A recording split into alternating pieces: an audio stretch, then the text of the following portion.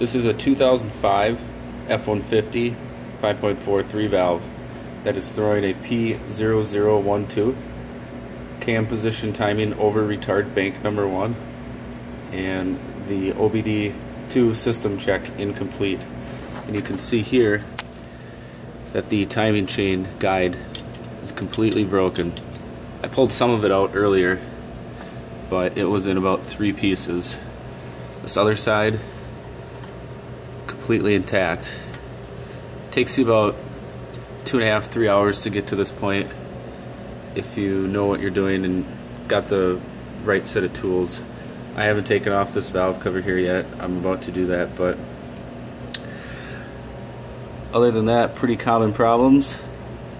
Replace the tensioners, replace all the valve cover gaskets, front end gasket, water pump while you're in here.